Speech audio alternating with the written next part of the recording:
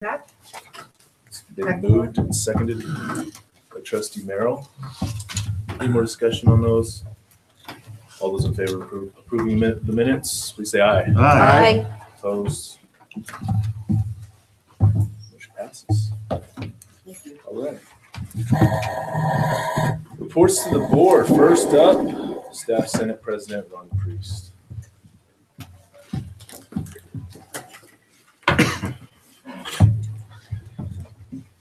Good evening, Chairman and Trustees. I didn't report last time, so I wanted to update you on just a few items.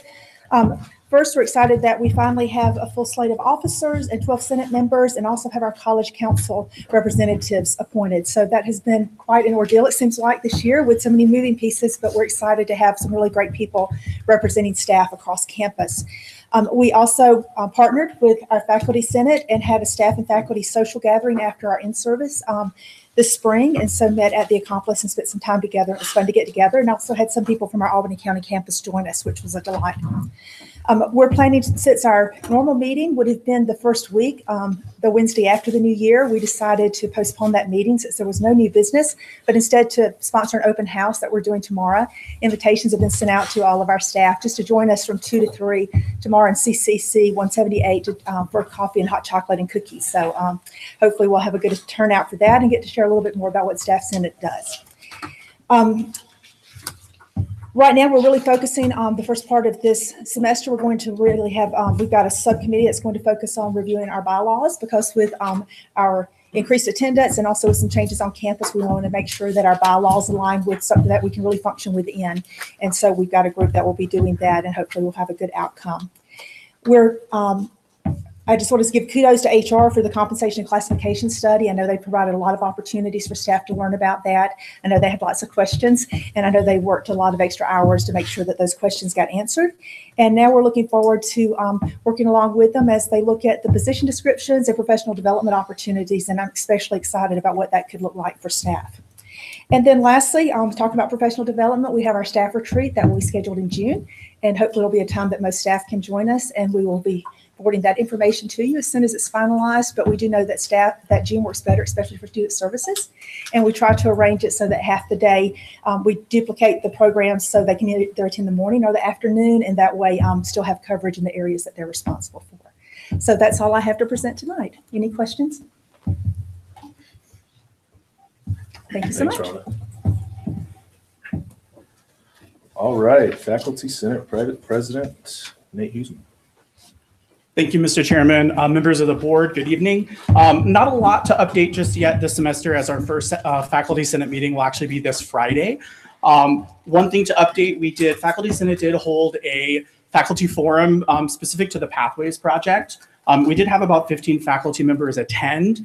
It was a great opportunity for faculty members who are on the steering committee to meet and discuss the Pathways Project with other faculty members, answer their questions, sort of gauge what concerns they may have. All in all, it was an excellent conversation. I did forward some of those concerns to Dr. Schaefer, and so waiting on those replies anxiously so that I can send those out to the faculty. Overall, I think there's some excitement with the Pathways Project.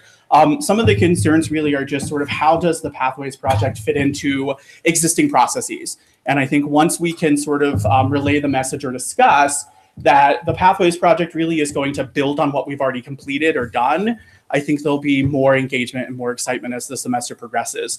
From the Faculty Senate perspective, that's what we're going to focus on this semester, is how can we be a conduit of positivity and really get out there and engage the faculty in this process, and then ultimately get them to engage in the process as well. And that's pretty much it. Short, sweet, and to the point. Any questions? Mr. Chairman, I'm waiting for those responses too, if that guy would get on those and I know. get those done. I sent them yesterday. Like, what does he do, right? I know. I looked before I got here and I thought, come on.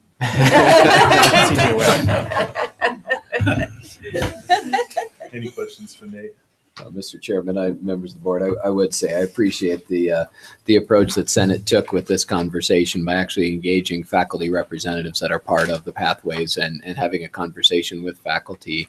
And it sounds like the session was good. There were good conversations and seems to be some excitement, but also some questions that are out there. And I think that's just part of the dialogue that we'll have to continue to have happen on campus as we work on this guided pathway stuff. And so I sure appreciate Nate and Faculty Senate sort of taking that approach.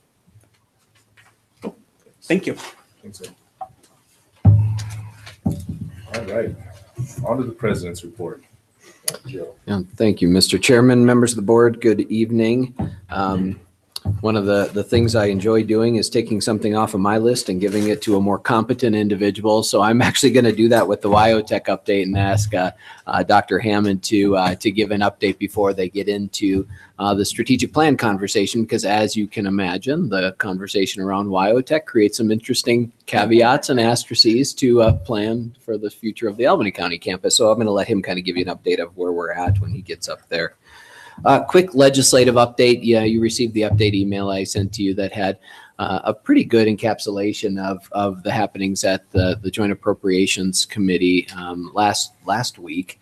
And following that, as I shared, some general good news for LCCC, I think, thus far in the process, and we're very early in the process.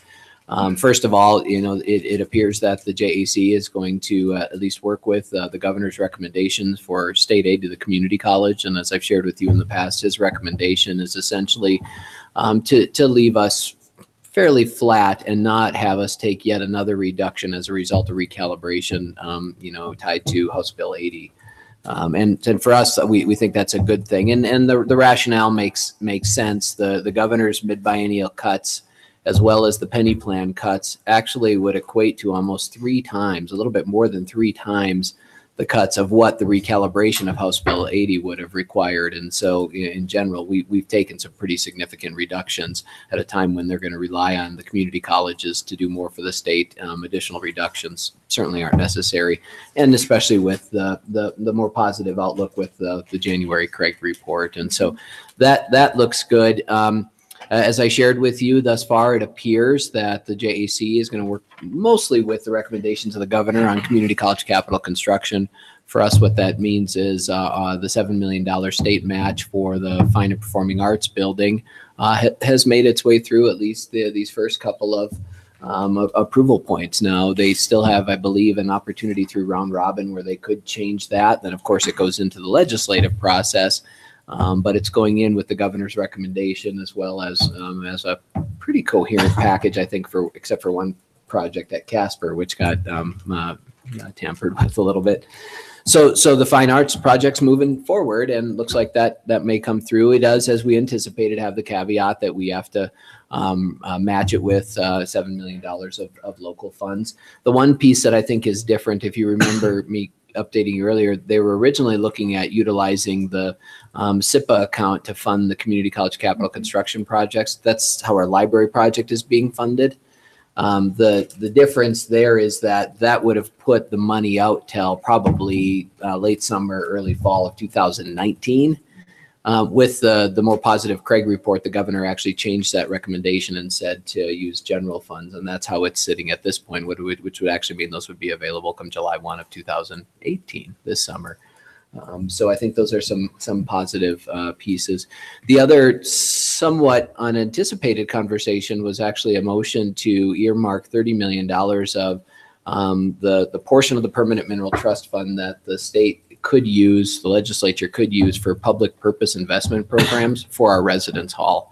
The chairman of the House Appropriations, Representative Nicholas, made that motion, and it has stuck at thus far, although there's some significant conversation with Management Council on how they want to handle these PPI programs. The big one, of course, is looking at using about, Trustee Ketchum, and tell me if I'm wrong here, about 270 million for UW's residence hall plan. So there really would be the big piece of it. But legislation last session actually upped the amount that the legislature could use for the Permanent Mineral Trust Fund for public purpose investment programs to, I think, $1 billion, if I remember correctly. So what that means, the number that was used at that time was 1.5% interest on this type of loan for our residence hall. That later was removed and basically said it would align with whatever the university would do as well with that program. Vice President Johnson has been modeling and looking at how that would work, and depending on the term length, 1.5% I think makes that project viable. But more on that when we meet on Friday. We'll go into the details there. But that was a pretty good bit of news as well as we went through the session. Some odds and ends that are, as we get ramped up here, we're going to start seeing legislation drop that will either directly or indirectly hit us. One of the big conversations that the JAC undertook was a couple of bills pertaining to the employee retirement program. And I don't completely understand it, but I think I've got it figured out now. So with the employee retirement program, the Wyoming retirement system, as you know, there is a statutorily mandated employee share that employees are to pay in, and a statutorily mandated employer share. The employers, whether it's state agencies, not as frequently, but I forget what we're called, public agencies or something like that, community colleges and others can opt to pick up a portion of the employee share. And so when you see a lot of retirement diagrams, you will see the employer share, the employee share, and the employer share of the employee share. Clear as mud? So what that means is the employer just basically says, hey, we're going to pick up some of what you're supposed to contribute.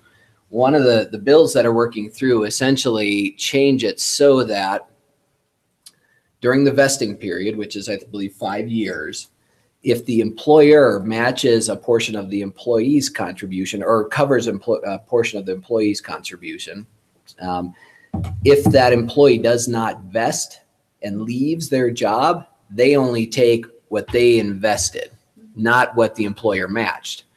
Now, the debate right now is, but if there's a contract that says that we're going to cover that for you, and even though it's supposed to be your share, we contractually say we'll cover it, whether or not they can legally take that, let alone ethically take that if an employee leaves before that. And so there were some amendments and some debate about whether or not this would only be going forward for new employees just to avoid that type of legal piece. Honestly, I don't know if I have it completely accurate, and two, I'm sort of on the fence. On one hand, it makes some sense, that the state is putting in those funds, even though they're doing it on behalf of the employee. But if the intent is with a vesting period is that you want that employee to vest within their position, should they leave before that, I can see why the state would say, well, maybe those funds should stay within the system and not go with the employee. The flip side of it is if we say we're covering it, then it becomes, a contractual benefit that, unless otherwise stated, really should belong to the employee. So it'll be interesting to see. And my guess is there's probably going to be some requests for legal opinions on this and some interesting dialogue.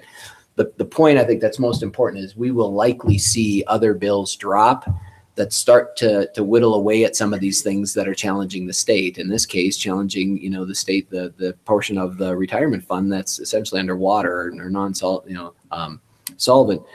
And so we'll see some of these things happen, and to the best of my ability, and I'm sure, Aaron Taylor will keep you apprised as well. We'll try to stay on top of those things. But, thus far off to, I think, a fairly good start with the legislature. I'll pause there, Mr. Chairman. If there are any questions on the legislature, maybe Trustee Ketchum or others might have some clarification or insight. Good. Okay. Well, I'll keep moving. The other thing, as part of the procedural requirement for my evaluation, I owed you a progress report, so a mid-year progress report, and so you have a memorandum from me that walks through the goals and my progress report for those goals. As I think I said in my email, it's there for your review. Happy to discuss or answer any questions now or at another time, but wanted you to just sort of know where we're sitting halfway through the year and my thoughts, as well as my recognition of the people that have really contributed to some of the work of the college. Mr. Chair, I want to comment on the strategic enrollment management.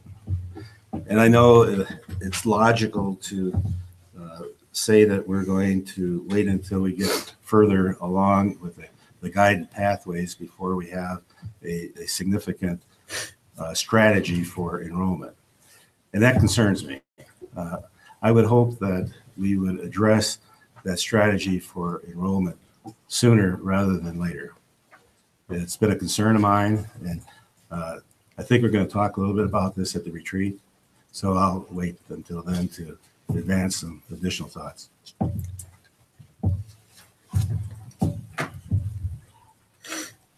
And then, Mr. Chairman, just one other thing, just more for your information. So tomorrow will be a full day. We have a second meeting of our community planning initiative. The steering committee is meeting again.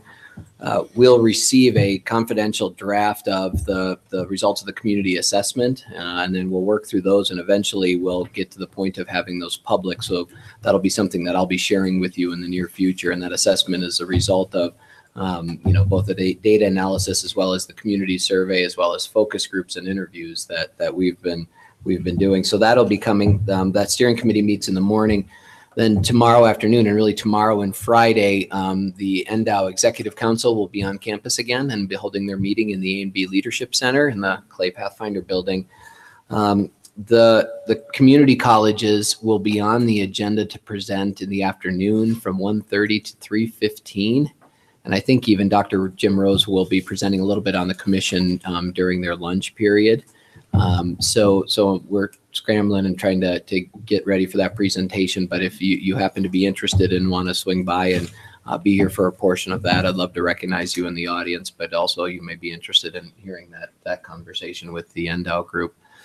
My understanding is that the governor may be signing some proclamations pertaining to educational attainment or education on Friday too. So if I find out more news about that, I'll email you should you want to come out to the campus for that portion of the meeting as well. So that'll be going on. With that, Mr. Chairman, that's my report. Happy to answer any comments or questions. Oh, I'm sorry. Go ahead. Go ahead. You're on first. I know you sent us an email on this, Joe, but would you tell me the NDOW date and time again? Yeah, Mr. Chairman, Trustee Little. So the NDOW conversation will be Thursday, tomorrow, the 25th, from 1:30 to 3:15 is the community colleges portion. Okay, thanks. Trustee Erickson. On the community initiative planning survey that has been recently completed, there was a comment, it may have come from you or someone else, that our response rate was quite high. Do you have any data as to what the numbers were? Mr. Chairman, Trustee Erickson, I will have to get it right, but I want to say we were at about 25 or 2,600 responses. I think we were the second or third highest response rate in all of the communities that Market Street Services, the consultant has worked with, including Atlanta, Georgia. So while there's been a couple that I think have surpassed us for our size, the response rate was, we were shooting for about 1,100 responses, was quite exceptional. Any other questions? All right, moving forward. The ACC strategic plan, and I think we're going to talk about the Wild Tech update first. Associate Vice President Brady.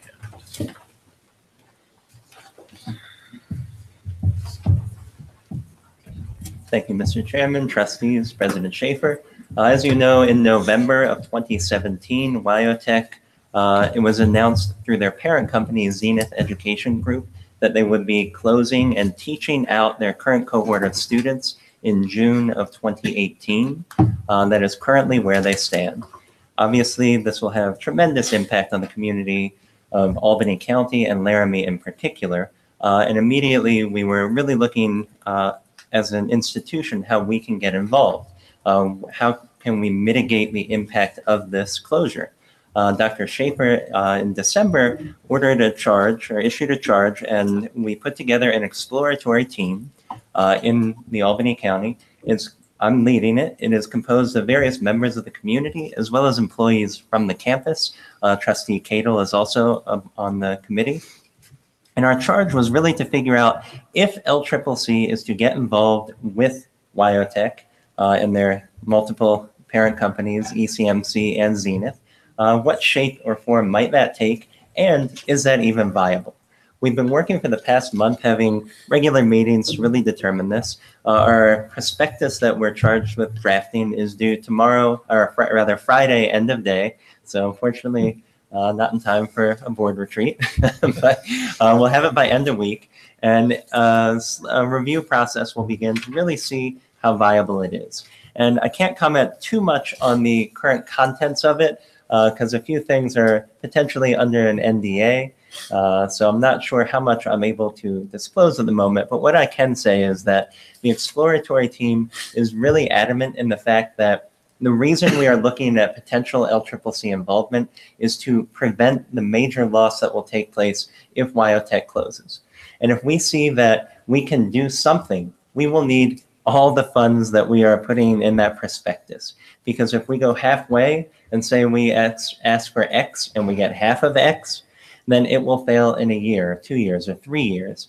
And then instead of it really being an impact to the community now, it will be an impact to the community then, and it will deeply affect the, I think, perception of LCCC.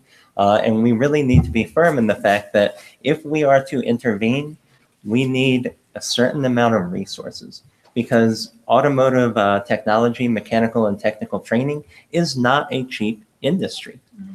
The benefits to the students are tremendous. The median wage of a diesel tech is about $56,000 right now. And if you have a student coming out of a program earning that at age 22 potentially, age 20, I mean, this is a huge benefit to the economy of Wyoming and just the benefits it offers and the opportunities it brings. And I'm sure anyone who's visited the facility can back me up on this. It is a top tier facility. And for a variety of reasons, as the prospectus will detail, their current company is not able to continue the operations. They really want to shift their focus and consolidate, and automotive is not part of that. But as we know, automotive is part of what we do here. So again, trying not to duplicate what we do here and bring that there, that's really what we're looking at. And we're looking at a way that is both sustainable and effective.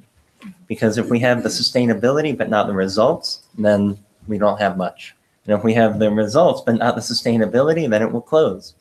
So the prospectus is really trying to walk that fine line of how much will it cost to effectively and efficiently run this. So that's currently the status. And the reason President Schaefer wanted me to speak on this is the next item on the agenda will very much have a question mark over it, because when it was originally drafted, of course, WyoTech was full steam ahead. Since even our last meeting, many things have changed. So that is why I'm presenting now. And before I invite our Director of Operations at ACC up, if there are any questions, I'd be happy to answer them. Mr. Chairman, Dr. Hammond, this isn't a question, this is a comment. I am very, very pleased to hear that you are leading up that discussion. I think it speaks well for you and for LCCC and Joe, and that LCCC is taking the lead on that conversation. I think that's very, very wise. And so I'm appreciative of that. Thank you. Well, thank you. Mr. Chair, I know that we don't have the prospectus yet, and that's coming down the road. So a number of questions will be answered once we have that information. But I have a question about the student population over the last, say, 5 years, if you have that. Has it been going down? Has it been steady? In other words, what's the demographics right now? Excuse me, not the demographics, not where the students are coming from, but the total enrollment. And I think the actual where they're coming from is a key answer to the larger question that you're asking, Trustee Erickson. And the problem is that when ECMC acquired the WyoTech campuses, 4 of them at the time, they closed the ones in California. So there are currently 3 WyoTech campuses. LCCC is only talking about the Laramie campus, which is an important clarification because they have Pennsylvania and Florida operations as well. We're only talking about Laramie. The enrollments have been going down. And one of the key reasons is that ECMC has a real national focus. And I know WyoTech representatives have told us again and again that they have a team of 100 recruiters, and they have said this again and again, that are sometimes outperformed by a small call center. And part of it has to do with targeting of who actually should be coming to these centers. And they are recruiting heavily in California, but not really looking at regional populations. So the WILI regions, I mean, we have 14, 15 states plus a territory that we can draw upon. And their statistics show that they do have a good proportion of students coming from there. But of the number of graduates they put out in the past 5 years, only a very small fraction have focused on the Wyoming area and the neighboring states. So the enrollments have been going down, and that is definitely something we've been looking at. And the strength LCCC can bring is that we have the regional expertise, and we don't have that national focus. So we can really target the population that is in this region and really, I think, put something together that can work. But it comes down again to funding, and that's a separate question. But in terms of enrollments, they are decreasing. Trustee Salazar. I have a question about the way that they currently charge for their tuition compared to the way LCCC would have to have the students paid. Can you give some insight on that? Yeah, Mr. Chair, Trustee Salazar. So that will be something that will be all part of the prospectus. It's a very different tradition model. If we get involved with that, it would have to essentially, at least conceptually, fall under the model that we function under, which is tuition set by the Wyoming Community College Commission.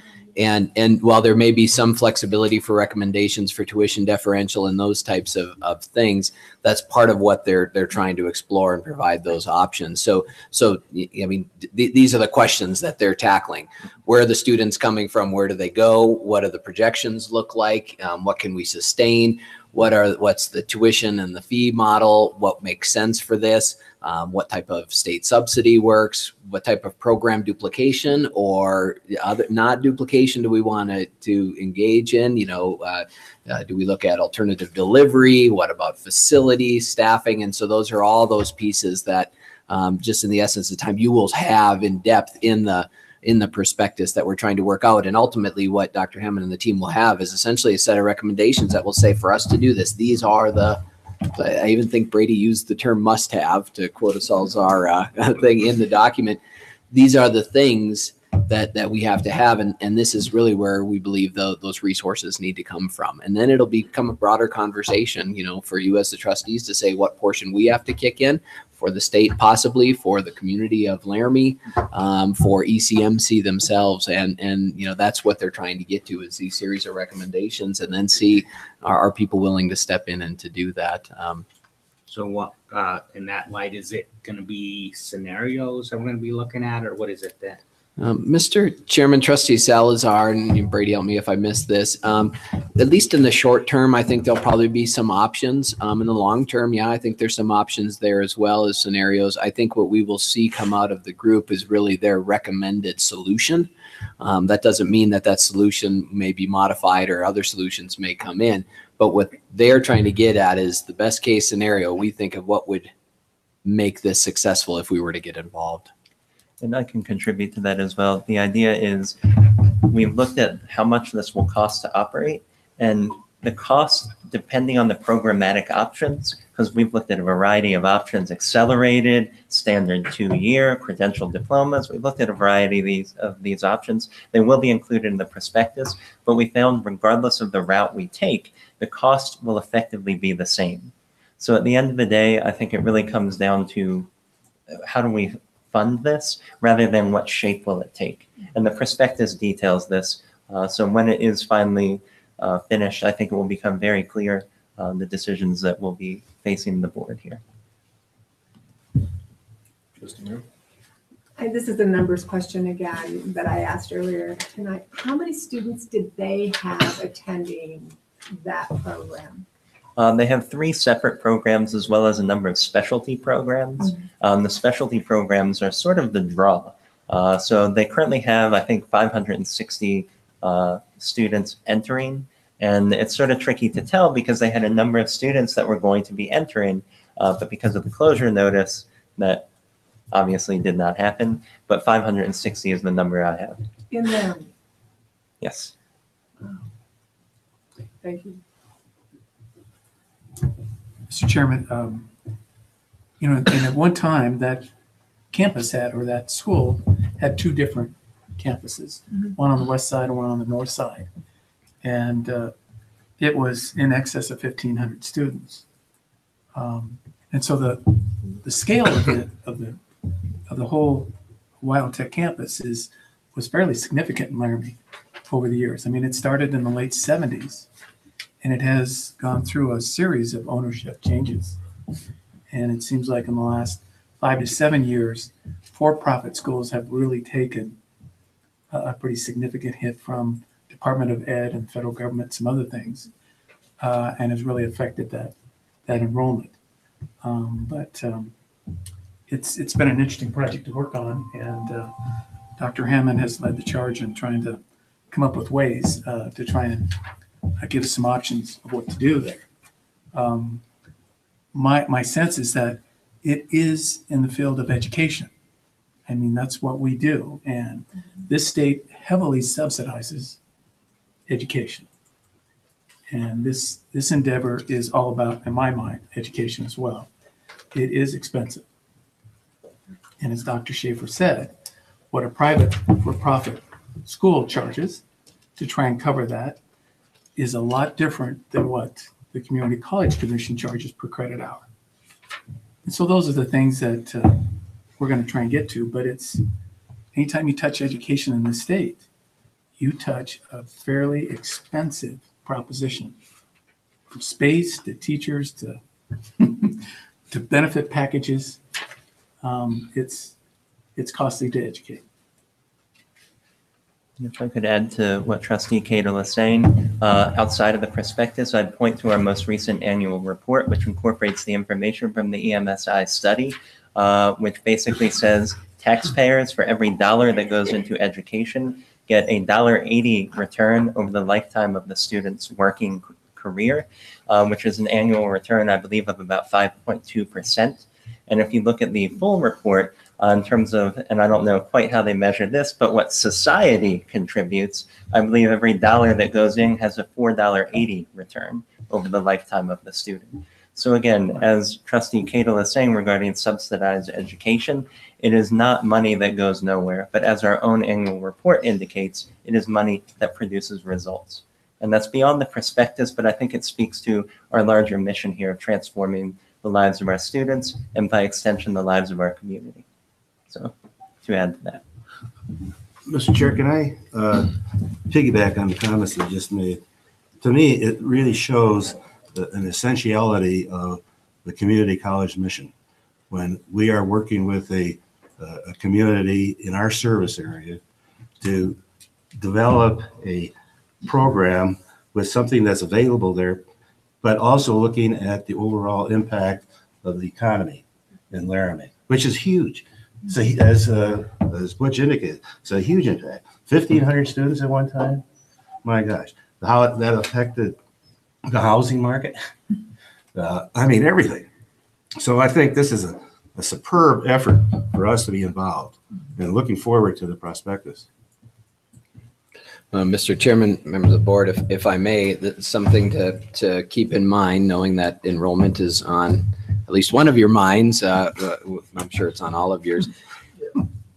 Part of the reason that in many ways that Corinthian colleges found themselves in the predicament they did, and honestly that Zenith did as well when they acquired Corinthian, was the fact that they got out and got in really on the tails of a bubble of enrollment that was connected directly to the Great Recession that we likely will not see again. And it is a trend that's happened across the United States, where significant numbers of people flock to education as a result of the economic downturn and what happened there.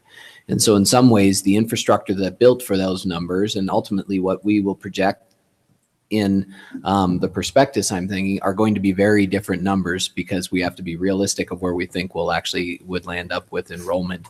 And so that's been one of the challenges. So the facilities and capacity probably is built out for well over 1,000. Is that likely for us to see an enrollment? Probably not. And so I just want to make that clear. It doesn't mean we don't want to try. Sure we do. But But that the challenges in many ways that these for-profits found was rapid growth and opportunity that was really a result of a recessionary period like we haven't seen, since the 20s. And so I just want to put that out there to make sure folks don't think if we go down this road, we could have 1,500 students in Laramie. I don't know that we'll see that threshold again over there. Well, Dr. Hammond, I think we all are anxiously awaiting this report. And I know there's a lot of questions running through my mind as well. So we look forward to that. Thank you. Thank you very much. And shall I move on to the next item then? So next I'll be talking about the Albany County Campus Strategic Plan. I'd like to invite up our Director of Campus Operations, Talisha Mottinger, at this time. She'll be speaking to the history and process of the development of the strategic plan, as she was chair of the committee.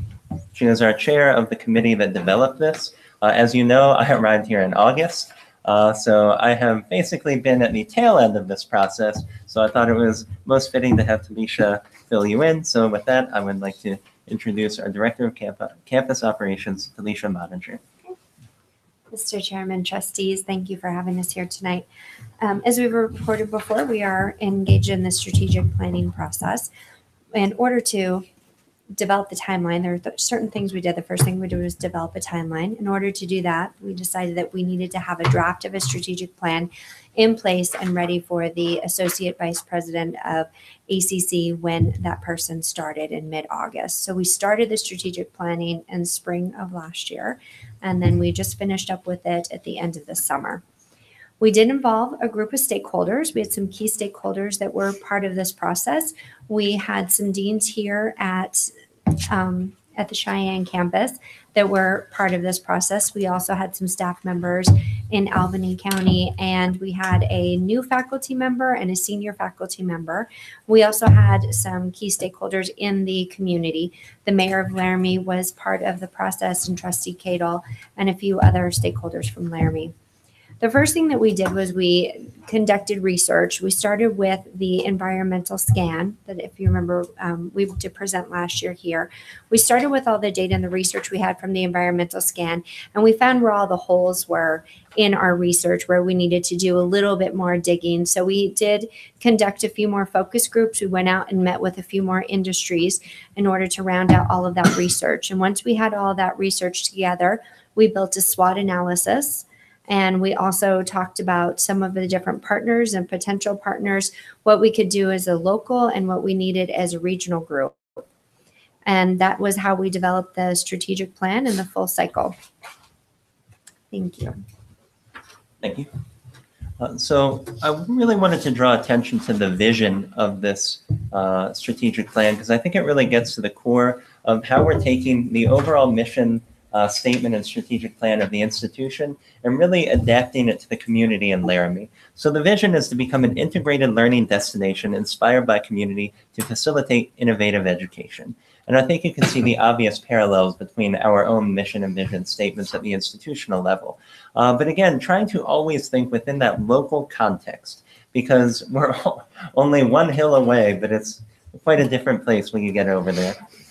So we really organized this plan according to three large pillars. And the pillars are, and I believe you may have a draft of this in your handout. The first pillar is integration, second is innovation, and the third is creation.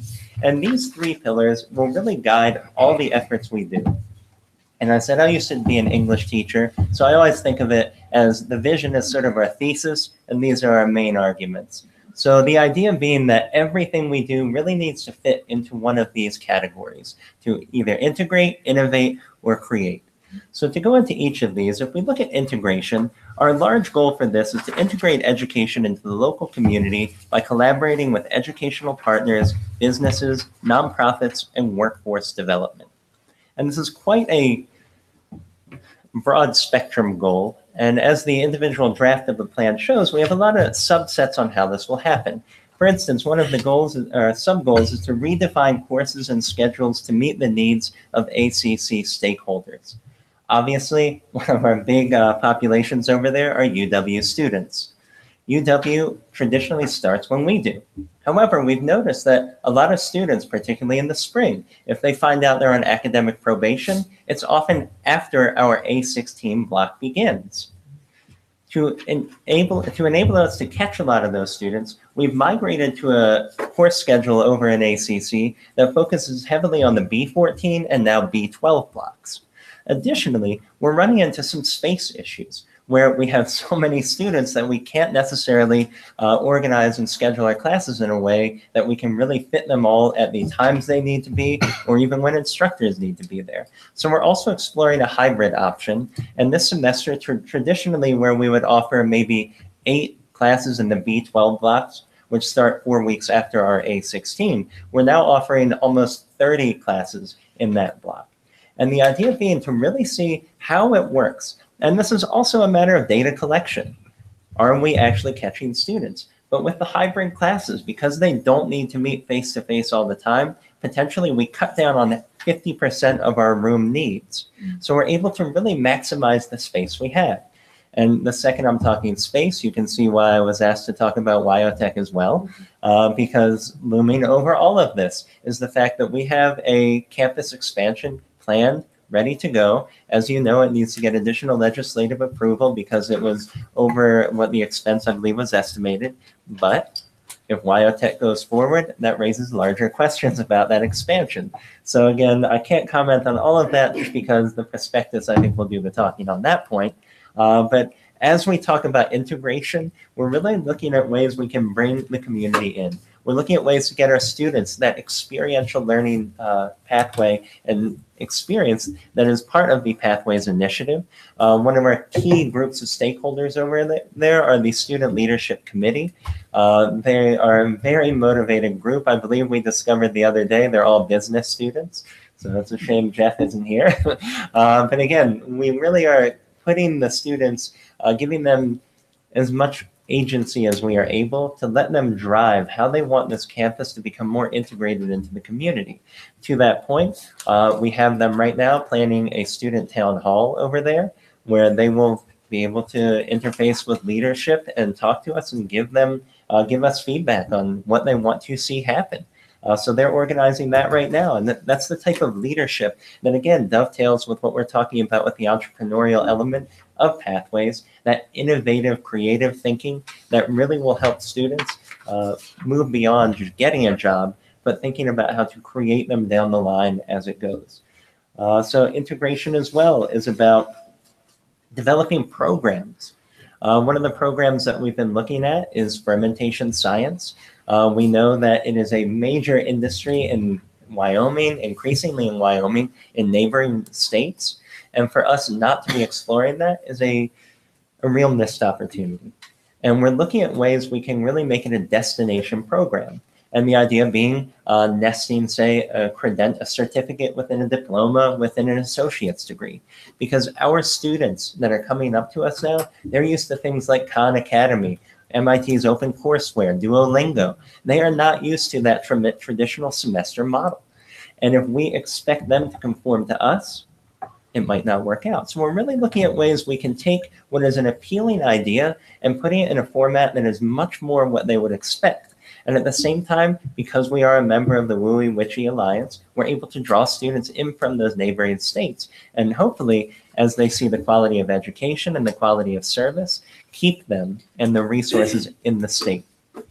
The second item then, innovation, speaks to the point I was just talking on. The idea that our students are experiencing a different form of education than we did when we went through the same process they have.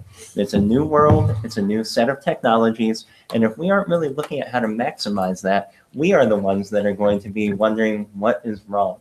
And that's, again, why we're engaging our student leaders to really talk to them and say, what do you want to see happen? How do you see the future of this campus taking shape? So again, we want to create experiential learning opportunities. We want to partner with local school district, Albany County School District. We met with them just the other day to talk about the idea of where do they want their programs to go. And one of the principals there said, you know, we've been really pushing hard American Sign Language, and that cohort that has been doing it is about to be up to the post-secondary level. So really trying to forge those partnerships so we can see things that we otherwise would not have thought of. And whether or not that's a route we go, that partnership can really take us places that we might not have thought to go in the first place. Nesting within that, of course, is the larger concept of the BOCES that would help us really move forward. However, again, WyoTech looms, because the second we say, WyoTech will happen, but we need money, then we go back and say, well, we can do a BOCES, but we need money. And then they already say, well, we already gave you money for LHS, the Laramie High School. So you can see why there are sort of many balls in the air that we're trying to juggle. And until the larger issue of WyoTech gets resolved, I think many of these are sort of still going to be in the air. But it's something that absolutely we can build on and capitalize on. Mr. Chair, can I ask a question at this juncture in regard to BOCES?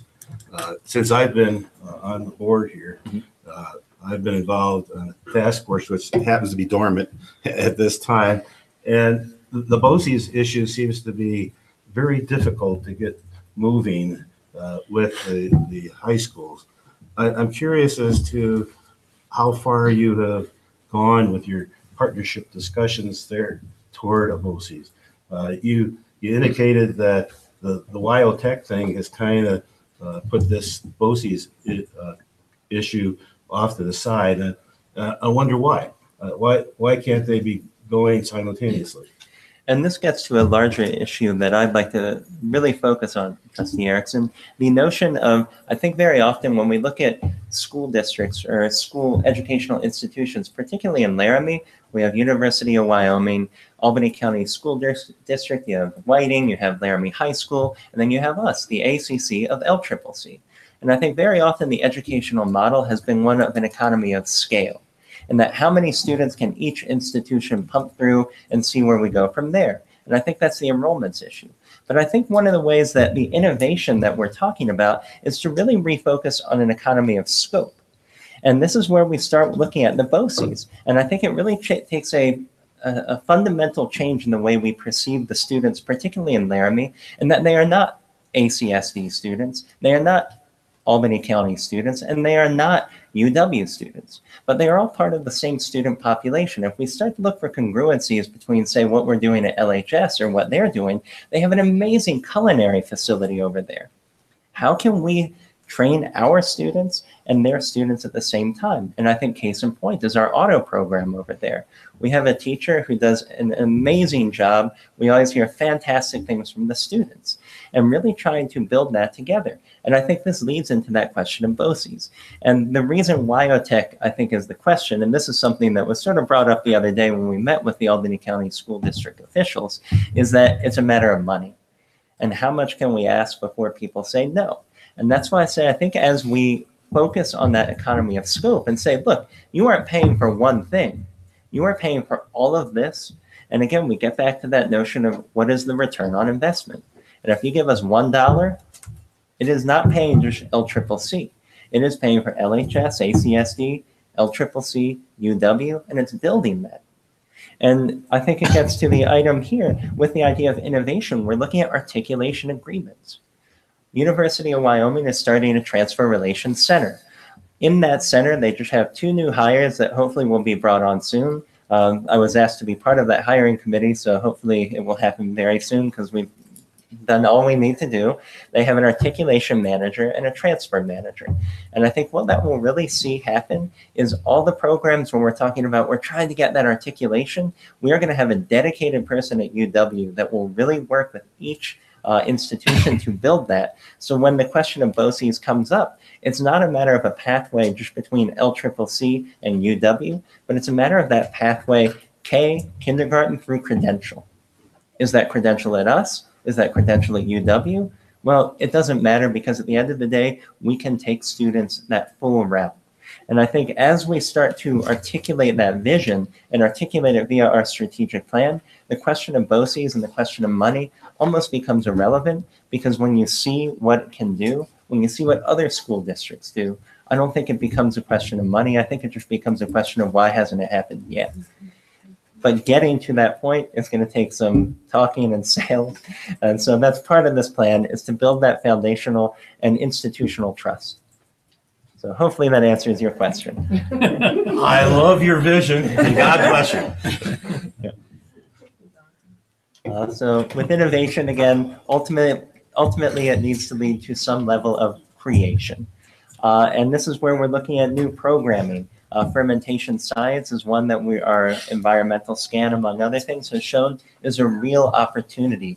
But again, that economy of scope. Culinary, we're working with a variety of community leaders to really look at how we can bring a culinary curriculum to our students, to our community. And part of this is also looking at what we can do at a larger level to bring back over the hill to Cheyenne. Because as different as Laramie is, we are one institution. And I think that the key element here is that we are not necessarily talking about doing things and we'll go off on our own, but we're looking at ways we can strengthen LCCC as a whole. And I think if we lose sight of that, we lose sight of the real purpose of the campus here. And it's really to advance the institutional mission, which is again why I draw your attention back to the vision statement and the parallels with the institutional mission and vision. Because we are the Albany County campus, but we are LCCC. And you cannot separate the two, even though you might have to do things a little differently over there and then you might here. Mr. Chairman, Trustee Dr. Hammond, I want to interrupt you just really quick. Are you going to be at our retreat on Friday? Do you know? I'm going to do my best. We have a scheduling item where we're going to have a Albany County Advisory Council meeting over there at noon. So as soon as that's done, I'm going to run over here. I'm going to obey the speed limit, but I'll run over here. So I will do my best to be here. Okay. Well, at the trustees meeting we had in Casper, there was a presentation there from, was it CWC, about the mountain climbing, and it was destination programming. And it's something that I am interested in talking about. And somebody else mentioned something earlier tonight, or maybe it was Juan Antonio, I forget, about some destination things like, well, we have the Capitol right here. It was Dave mentioned it. We have the Capitol right here. So there's some things we could do. I think Brady is right on with this too, about destination programming in Laramie, of all things, right next to the mountains. So anyway, I wanted to bookmark that and have further discussion about that, because it plugs right into this slide. Trustee Little, so marked. Thank you. Thank you, Trustee Little. And I would just like to add that this plan is the product of an excellent team that I have had the good fortune to come into at the Albany County campus, and a community that has been so easy to just jump right into. So I'm presenting this, but this is the hard work of so many other people on that campus long before I showed up. So again, they really deserve the bulk of the credit on this. Really, my job is to help see it into fruition at this point, but they are the ones that did the hard work on this. Then we have a lot of people behind the idea. And then, of course, the second we say destination, I'm sure all of you are aware of the fact that WyoTech has 4 dormitories. So the idea of housing initially was envisioned as partnering with the hospitality industry, because there are a number of hotels in the Laramie area. But what shape that might take now, again, is a larger question mark due to the other elements of Laramie. But in terms of implementation, where we'll go with this, again, it represents the long-term goals. These are not things that will happen overnight. I think 5 years is probably the point we'll put on it. But in order to really figure out where to go, the first step is approval. So tonight, we are simply presenting this for your information, feedback, and so forth. It will, my understanding, it will be voted on probably at the next board meeting. Is that accurate? In a future board meeting. And in the intervening time, we will also be seeking community feedback, including with our campus constituents over in the Albany County.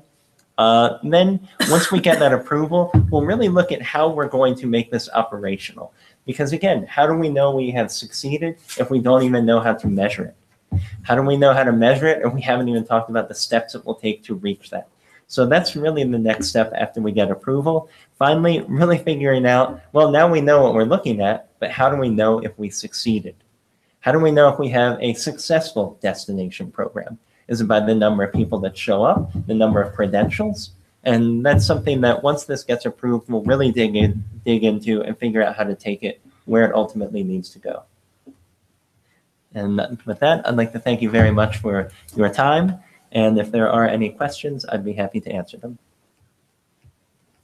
Board have any questions? So with that said, I'm going to change things up a little bit and see if there's any public comment on this.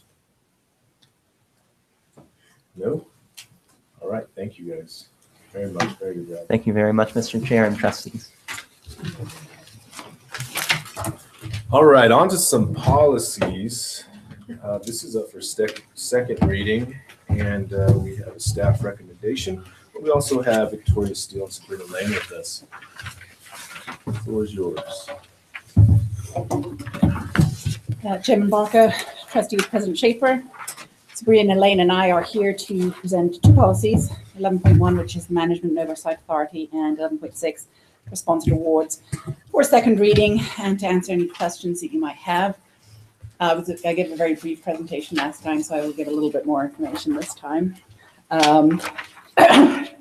These policies and their accompanying procedures, they were developed for several stakeholders, those at the college, which includes those who are seeking funding, those who are active project managers, and the areas that both support and oversee any awards. And then we have external agencies, the oversight agencies, the auditors, and these things are often considered part of external controls and within risk assessments done by outside agencies. We base the policies and procedures on what is required by law, regulation, code, et cetera, what is standard in higher education, what we already do that works, and then anything else that we can do within things like resources and systems that exist. They are written at a very broad or high level, allowing for office level standard operating procedures and manuals to be developed underneath them. We brought them to President's Cabinet possibly almost a year ago now to receive feedback. We met with cabinet members one-on-one to ask if there was anything in particular they needed addressed to help in their areas. We obtained information from any impacted offices like HR or payroll that would be impacted by funds coming from sponsored awards, and any power users, those who have managed sponsored awards on our campus for a long time, just to make sure that these would be user-friendly. We also presented to all the community colleges in Wyoming during the Wyoming Department of Education's annual Technical Assistance Conference. It's held at CASPA. And we have been through consultative feedback. Mostly we got back some points on grammar and a few questions on clarification. So now we seek your approval and are here to answer any questions that you may have. Any questions from the board? Any? Mr. Chair, I'm really having a hard time wrapping my hands around this policy or these two policies. I can see the desirability and the need for an oversight of all the different types of project awards and so forth and so on. Have you identified any procedures yet to implement these policies? Because that would kind of help me to get a better understanding of really what this will accomplish. We do. We have 10 procedures under there. You're in, are they in our, at this time? No, Mr. Oh, Chairman, okay. Trustee Erickson, they're administrative procedures realize that flow through that. Right. They're available if you, no, we haven't published them out there, but Vicki can get them to you if you want. Okay, well, you've answered my major concern, is that you have progressed to procedures to implement the policy. Trustee Erickson, yes, we have. And as they are available out there, and if you actually would like to have some one-on-one discussion on them, I am happy to do that. Most people tend not to want to discuss Well, policies. at this point, I think I do not do Point me when they see me coming.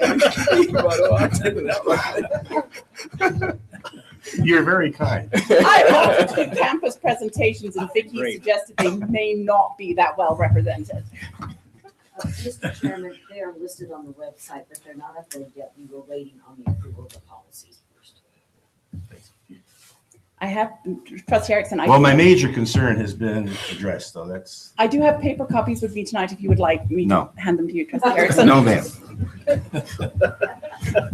Mr. Chair, would you like a motion to approve the management and oversight policy I would 11.1? first like to see if there's any public comment, and then I will ask for the motion. No? Trustee Merrill. I so Second. It's been moved by Trustee Merrill, seconded by Trustee Erickson, that we approve 11.1 and 11.6. yes, that's yes. My second would be for both. Any more discussion? All those in favor, please say aye. Aye. All those opposed? Motion carries unanimously. Thank you. Chairman Baker, trustees, President Schaefer, thank you very much. Okay. Mr. Chair, but if I may, before Dr. Steele and Sabrina leave the room, they've really put a lot of time. I'm smiling because, it's like your doctoral dissertation. Nobody wants to read it after you get it done except for you, and you want somebody to read it. But the scope and the significance of the work that they've done, it doesn't seem like something we may want to engage in long conversations with about. Set the stage for the college really to be able to access and manage significant federal funds that come our way. And so I go to bed some nights thanking the good Lord that we have people who like this stuff and can get in and understand the details. And so before they leave, I just wanted to recognize the amount of time and effort that they put into these policies and procedures. More importantly, what that does then structurally and culturally at the college to manage these resources. So thank you both for doing that.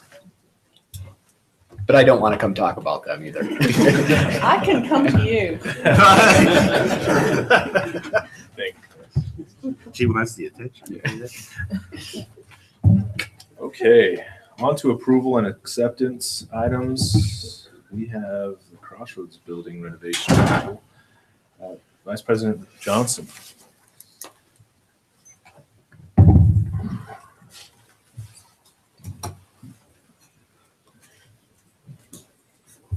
Mr. Chairman, members of the trustees, good evening. And this is another one of those seminal moments where we're getting ready to break ground, hopefully. So with your approval and the coming approval of the Community College Commission, we'll be back in the construction business. You'll recall back in December, you looked at the Crossroads project. You had some renderings. You had some schematic design. Since then, that has progressed its full life cycle.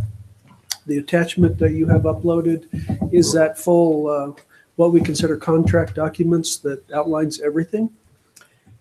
So tonight we're asking for your approval of the Crossroads project. From what you saw in December to what's contained in that voluminous attachment, not much has changed on the surface. What has changed has really been infrastructure, how we're doing the HVAC, electrical, mechanical, stuff like that. The floor plan, the schematic, rough schematic design, who goes where, all that has remained intact from what you saw in December. The timeline for us is we'll have a bid opening February 1st. And you may recall, I think I mentioned this in December, we put this out to bid with a contingency, two contingencies. One, your approval, and two, Wyoming Community College Commission approval, which will be heard February 22nd. We were trying to get ahead of the curve a little bit and have this all staged, assuming that we get those two approvals. So we'll have a bid opening February 1. We'll know the cost precisely at that time. February 22nd, the commission will hear this for their approval. And then if all goes well, we break ground on that project about March 1, potentially a little quicker. We'll get going on it starting February 23rd if we can. And then the project will be done mid to late August, hopefully in time for the start of the fall semester.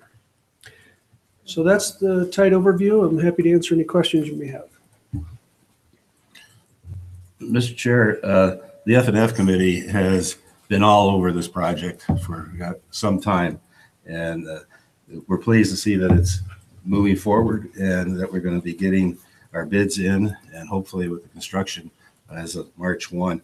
A couple of things that I just wanted to identify again. And Archie, I think you probably with the Phi Beta Theta area in Crossroads now. Is that correct? Yeah. Mr. Chair, Trustee Erickson, yes, that's correct. That Phi Theta Kappa will have a space there. And you've been looking for some space for some time, so that's going to be addressed. And I understand the GSA people have been. What did I say? GSA. That's what I put down here, GSA. Okay, that's true. Is that right now? What's happening? Okay, Student Government Association. What's happening? That's feedback, seems like. But anyway, you have space, like section 2, I believe, right? I get going. Yes, the student government has a space plan in the classrooms. And I'm not sure if that part of the area was being renovated or not, but yeah, we have offices in that old part near the pantry. But everybody seems to be very pleased. That's good.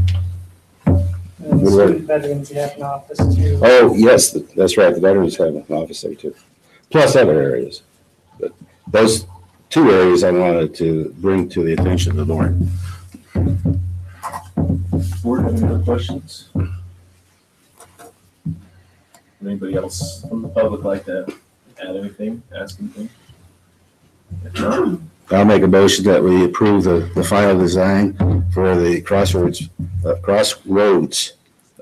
renovation. I'll second that motion. it's been moved by Trustee Erickson and seconded by Trustee Merrill. Any more discussion?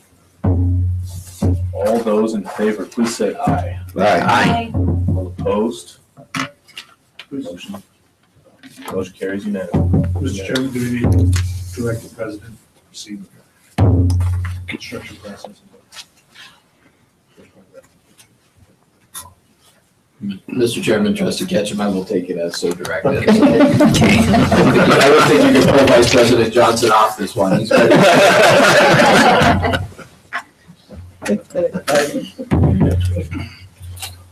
All right, on to program reviews. We'll turn this over to Joe.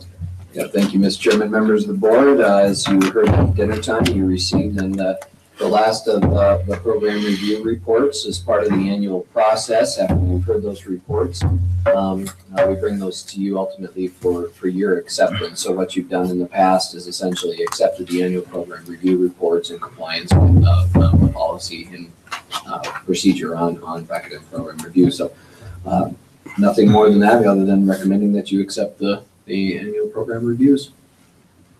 Questions from the board? Friends in the public? Mr. Chair, this is not a question, but one of the reviews was not presented tonight, and that was the one on engineering as a result of that individual being ill. So I think in our acceptance, I would hope that we are looking at accepting all of these program reviews with the understanding that we will receive the engineering program review. And I would think that the written summary would be adequate. Yeah, and Mr. Chairman, Trustee Erickson, I don't think we have it attached this time. That written summary that included that program was included in your last meeting. Is that correct, Vicki? And even though Dr. Scott couldn't be here, and I'd be happy to invite him to come do that program review at another time when he's feeling better. The program review summary was actually in that comprehensive document from the last. Well, given that information, I'll rescind my comment.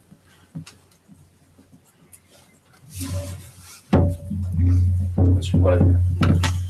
There's a staff recommendation before us. We move that we accept the program reviews as listed on the December 6th presentation and the January 24 presentation, and the memo that included all the program reviews. It's been moved by Trustee Erickson and seconded by Trustee Ketchum. Any more discussion? All those in favor, please say aye. Aye. All opposed? Motion carries. Thank you. All right, On to the approval of new certificate programs, and Vice President Harris. We have a bunch of people up. Mr. Chairman, yeah, we do have a bunch of people here tonight. Vice President Harris, Dean Kozlowski. We've got Lene McDonald from Equine and Roger Finley from Computer Sciences. So Dr. Harris, I'll kind of let you orchestrate the presentation. Yeah, why don't you go ahead and. So basically, I'm going to hand this off to Dr. Kozlowski. I'm really excited about both of these credit diplomas that we'll have forward. The one is on the data center, which connects to Microsoft and the other data centers in the community, and I'm pretty excited about that. I think it's going to be a great opportunity for students to get employment and then to do this. And the other one is also a new area, but it's tied to an existing program, and that's equine training. That was one I was pretty excited. I thought I might be able to get in and start taking classes until I found out you had to be a competent rider before you could even start with classes. So pass this off to Dr. Kozlowski. I'll start with the data center. We were approached by Microsoft early in the semester to develop a program that would be for entry-level data center technicians. They asked for a shortened program. So what we have done is we've taken courses that we already teach, but they're spread out over multiple semesters. And we put them into 4-week blocks. And I'm going to let Roger talk about the certifications they can get in those 4-week blocks. We also took a course that was developed in another area because what we hear from a lot of our advisory committees is these students are lacking soft skills. This is oftentimes their first job in industry. They don't know what to do. So we work with Workforce, with Rhonda and her group, and also with the Career Center to kind of rework our soft skills course, and it will run for 16 weeks alongside of those 4 computer blocks. And then the students will come out after 1 semester, 16 weeks in length, with a credit diploma in data center technician to be able to go to not only Microsoft, but also Greenhouse and Dish Networking just in this area and start as an entry level. So let Roger talk to you about the credentials that they'll come out of that program with, in addition to the credit diploma. Mr. Chair, President Schaefer, members of the board.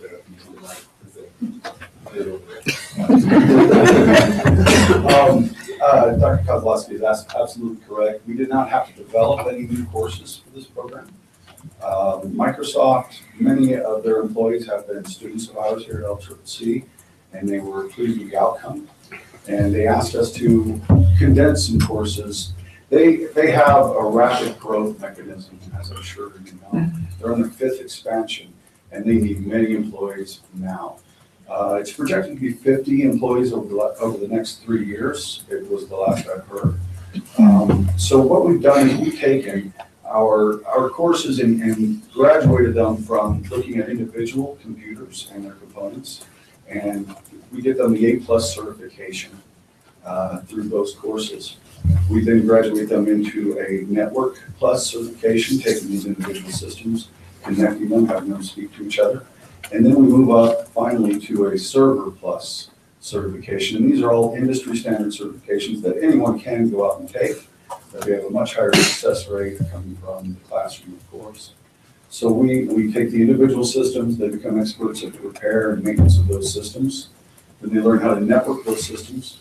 And then finally, we teach them how to manage the servers that will control those systems and allow for authentication and log on and all those fun little dialogue boxes we type our passwords. Mr. Chair,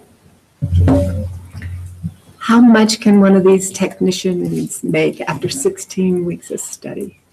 A student of mine that I'm working with on this project out there, he was a student of mine approximately 18 months ago, and now he makes over 6 figures. And it was his first computer job. Wow, thank you. It's disgusting.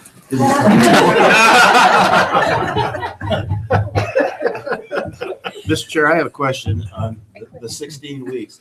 Is that an intense 16 weeks? Where I'm coming from is kind of like a person takes part-time rather than full-time. No, so that will be Full-time? Roughly full-time, yes. I would say yes, it's intense. It is intense. We modeled it after a program that is in Virginia. And we have one additional course in the same time frame that they're modeling theirs.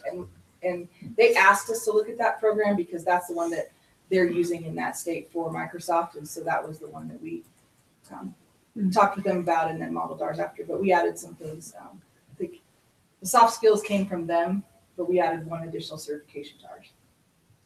Well, Mr. Chair, will the employers subsidize any of the tuition? There's been some talk of that, and so I think that's I think we may see some of that. One of the reasons for putting it in the format of 16 weeks and 16 credit hours is to allow both what you're talking about, but also access to federal financial aid. Those would be the minimums for federal aid. And Mr. Chair, members of the board, we have an example coming up in the middle of February. We're going to be taking 18 of their current employees and putting them through our server course. They did not want to do it through Microsoft funding.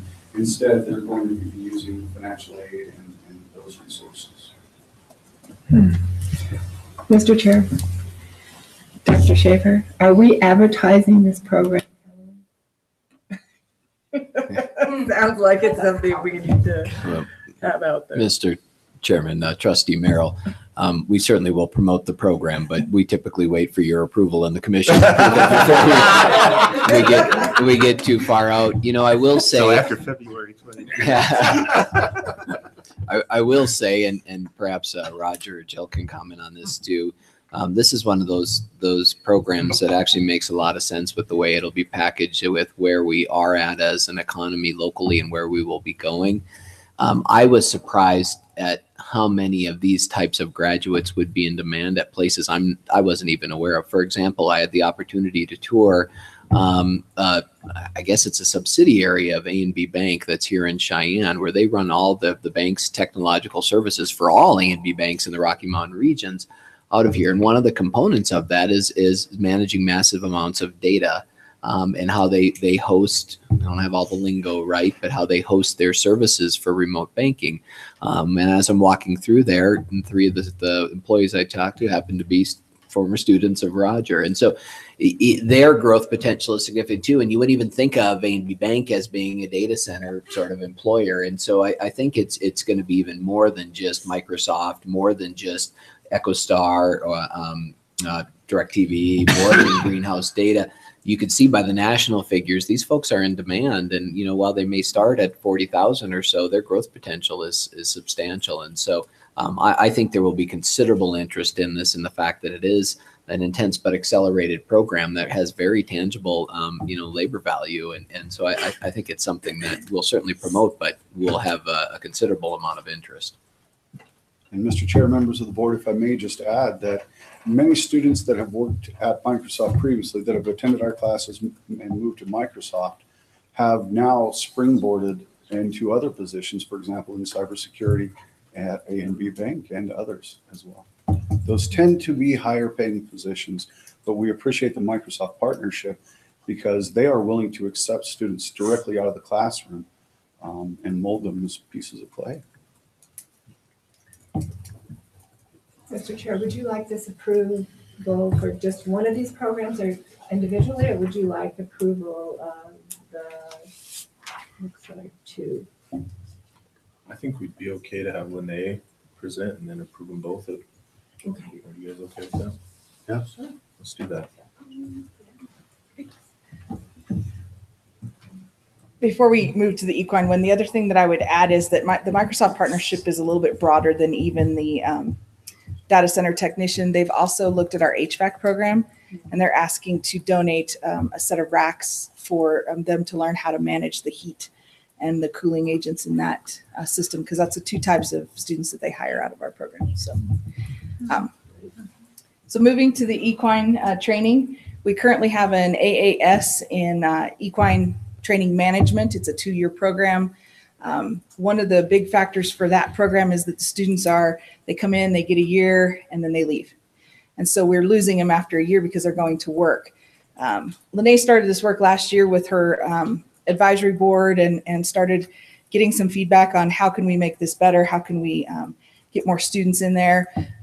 In August, we sent out a survey and had about 40 former and current students respond to the survey. We asked questions like, what were the most important things that you took in that program that help you in your jobs now? I'll be flat honest, I was a little surprised at how many are working directly in the industry. I expected the number to be a little bit less than what came back. And so we relooked at that program and did a lot of different things in it. One, we put in a required internship. That industry is very much driven by who you are and who you've worked for. And so it's pretty critical that those students work for someone as they get out there and get their name in the industry and to certain people. So we required the internship. The other feedback we had was we'd like to learn from more trainers and more training techniques, not just one trainer. So we've built a lot of different things into that program that allow the students to learn different techniques. For example, see if I can remember this, they'll learn English and dressage, they'll learn desensitization. Yeah, desensitization, cattle work, and natural horsemanship. So 4 different ways to train a horse. Horses are a little bit like people. They're all different, so different training techniques work for different horses. What are the other major changes?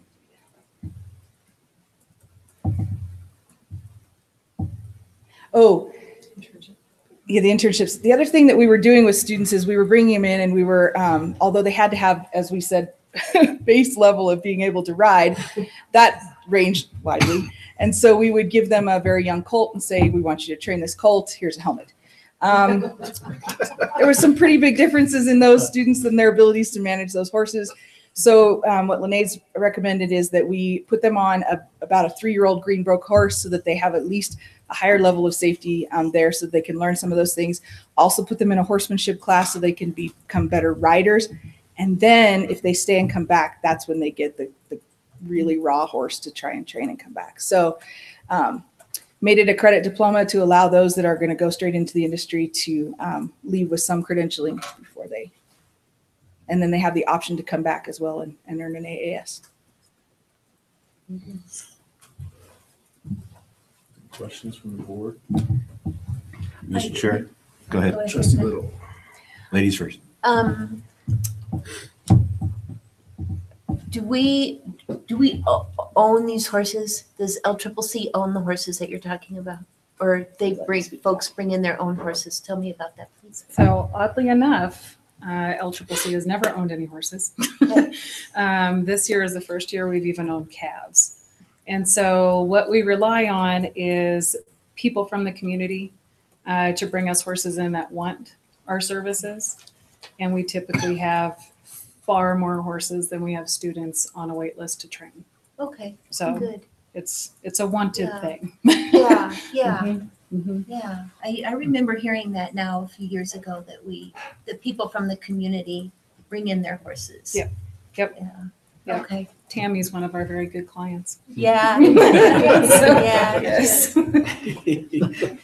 I'd like to add that something we kind of looked at was we took kind of a very quick poll, and I stayed within the state of Wyoming for the most part of it. I went to Colorado a little bit.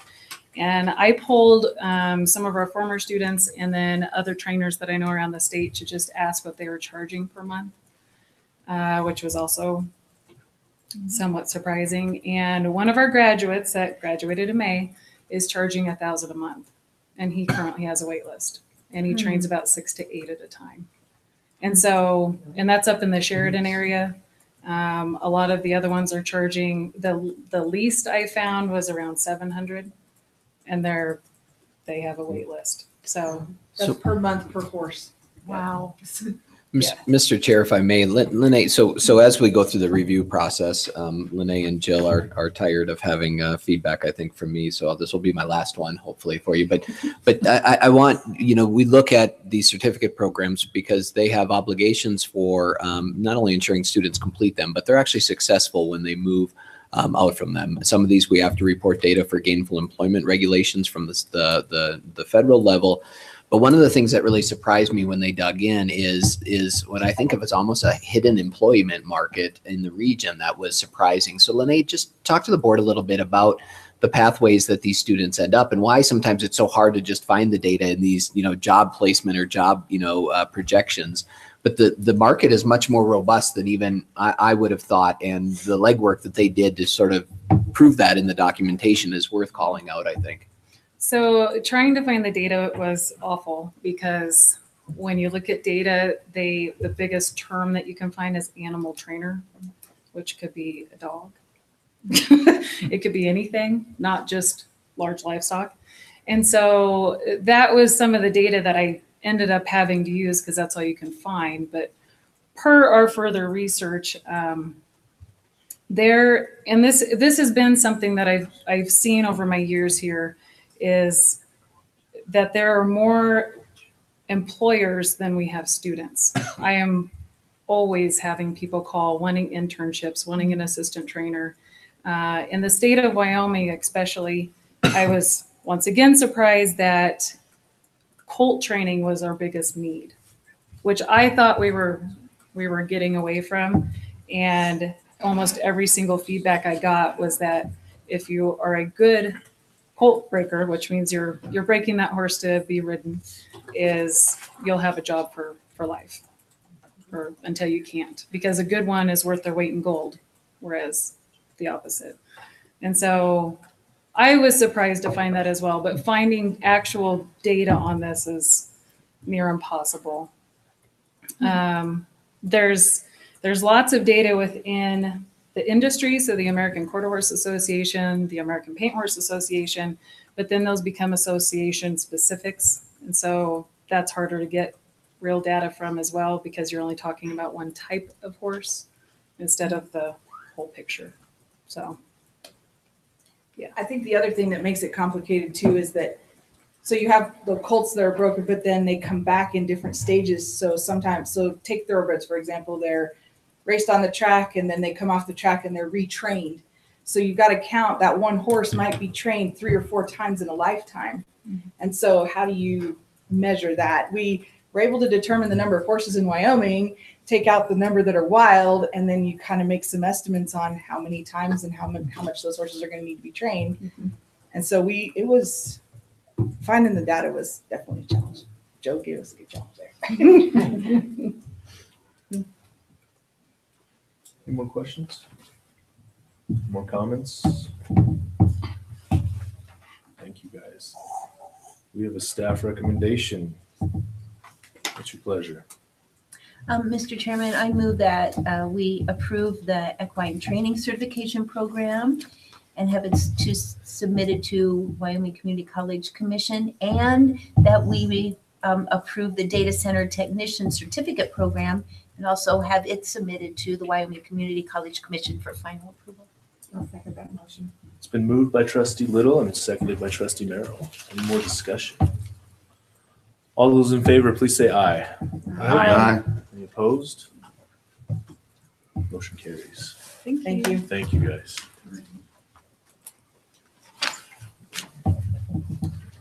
Nice job. Okay, next up for us is the Guided Pathways Resolution. Trustee Salazar and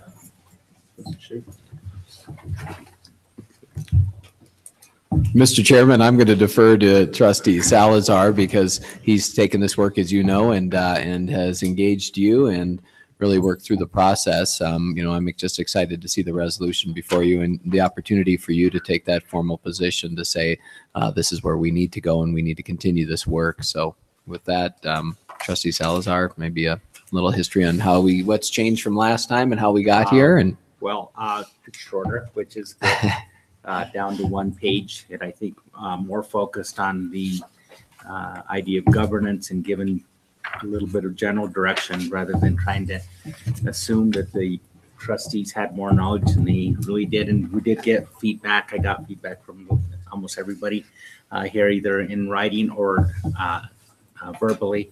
And I think it's all incorporated in here in all the discussions I've had with the other board members. I think everybody's substantially in agreement with this. I like this new version personally. Any other questions from the board? Mr. Chairman, I think Trustee Soto sent an email out this afternoon. she not with some things that she wanted to be reassured I about? believe that's more related to what we're going to be discussing on the more going forward for the pathways in general. Oh, but- that's later. You're right, Right. Bob. Okay, thank you. We will have, we'll have a more robust Okay, conversation on all right. Friday. Thank you very much. Mr. Chair, if you recall, I was one that was pushing for more specificity, and the listing of the 4 pillars addresses that particular concern. I think Trustee Salazar did an excellent job of condensing the comments and concerns of all the board members. Any other questions from the board? Would anybody else like to make any comments? Yes, please, Mr. Chair. Yes. It was really fun to go over this document and to be able to remove and add words that you made it very easy. Yeah, Thank you. okay. Yeah. I'm a technology guy, so that'll. Mr. Chair, more coming. Mr. Chair, I make a motion that we approve the resolution for the Laramie County Community College in support of the Guided Pathways program. Second. It's moved by Trustee Erickson, seconded by Trustee Ketchum. Any more discussion? All those in favor, please say aye. Aye. Aye. Anyone opposed? Motion carries. Thank you.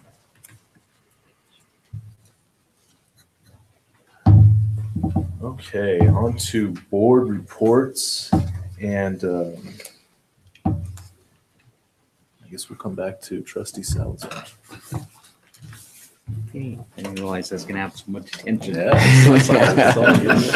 the man. Well, I guess so. I had asked Vicki to give you paper copies of this institutional policy to support guided pathways. Now you notice that there's more information in there than when we got it the first time. It was blank pretty much except for the left-hand column. And I appreciate the inputs from Judy A. and who else? Clark, Dr. Clark Harris, to provide some additional information on here. And when I read through it, I think it helps to know what's been done and also where there might be some areas where more can be done. And for me, it's opening up questions as well as insights. And I think from the perspective of that, we're going to be looking at this again on our retreat, hopefully, that having a paper copy in hand will allow the other board members to look at it. And I don't know if I like the word prioritization, but to say what areas do you think we need to either ask more questions on or say this needs more attention. So if we can think about that, I'm hoping that on Friday that I'll get a little bit of time to guide you through, as a former teacher, to guide the rest of the board members through a process where maybe we can clarify our thinking on some of these things. And it doesn't mean we're going to come to a firm answer on everything, but at least we'll get to understand what each other is thinking relative to that and what questions we might want to direct back to the president and his cabinet. So that's all I have to say about it. Any other questions, comments? Mr. Chairman, members of the board, I appreciate Trustee Salazar doing this. One of the things that I think was an eye opener for me and why I'm looking forward to the conversation during your retreat as well. We've made substantial progress and have been moving in this direction. But I think one of the things that jumped out at me is probably my lack of ability or just lack of focus in engaging you from a policy perspective on some of these things. Yes, we approved the strategic plan and there's pieces in there. And yes, we've been moving in this direction for a variety of other reasons. But when you think about the board's position, formal or informal, on a lot of these, and therefore your awareness of these, I'm falling down on my responsibility to have you engaged and informed in that situation. And so I appreciate that we can have this conversation and really look at how the board should be more aware and perhaps more engaged in setting the direction here. While I appreciate the trust that you put in me to do this, you're the governing board for the institution and you should have an awareness and be able to answer some of these questions. And I think as many of you figured out, you wouldn't think this is happening, but I just haven't provided enough information for you to know exactly why and how it all connects. So hopefully we can do that on Friday a little bit and go from there. Mr. Chair, but however, Dr. Joe, it's timely, you see. It wasn't timely earlier. So True. Your apology, I don't think really is needed. No, well, I appreciate that. That's one good comment. Thank you. Any other questions? All right. Thanks, Trustee Salazar. Okay, so we have a board retreat coming up this Friday. And as you guys may have seen, hopefully you guys have had a chance to look at the agenda. It is a very robust agenda, and we're going to be busting out the seams in regards to time, which kind of leads me to Trustee Erickson. We wanted to have a conversation about enrollment. I'm not sure we're going to be able to have quite the robust conversation that I think we deserve. Which leads me to an option of possibly moving this to another board meeting prior to the dinner meeting portion of it.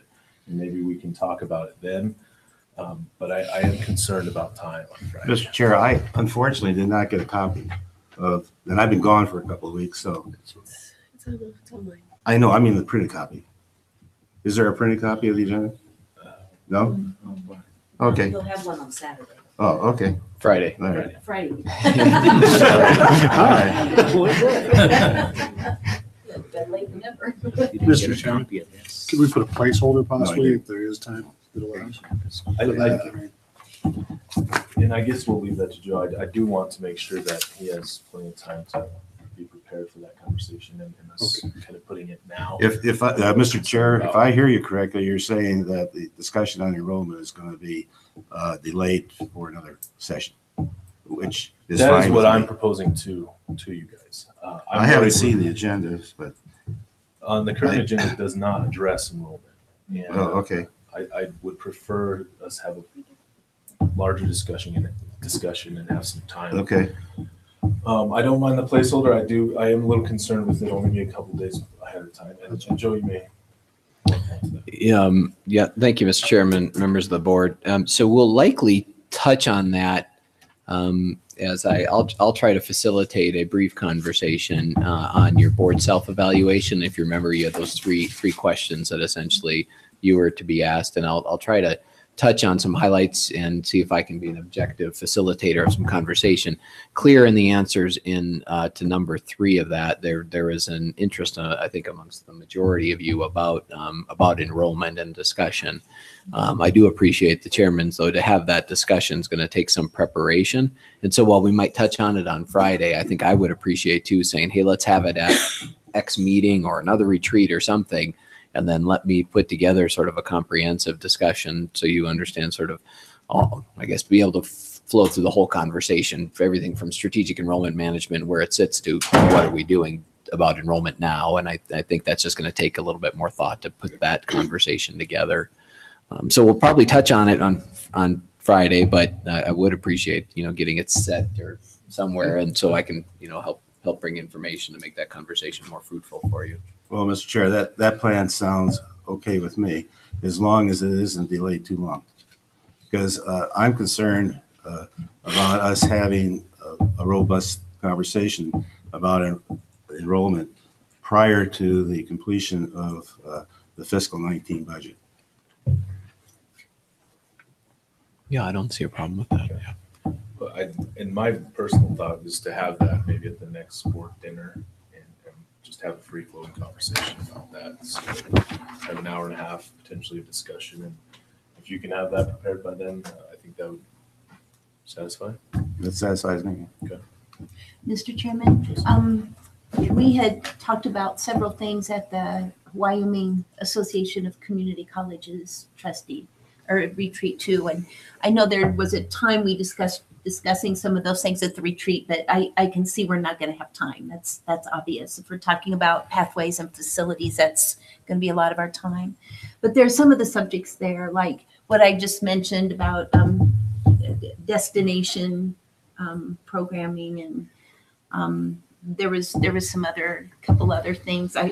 One was some enrollment technology that I also wanted to discuss, and I also wanted to discuss some ways that we invest our funds and explore some of those things after hearing the George K. Baum presentation.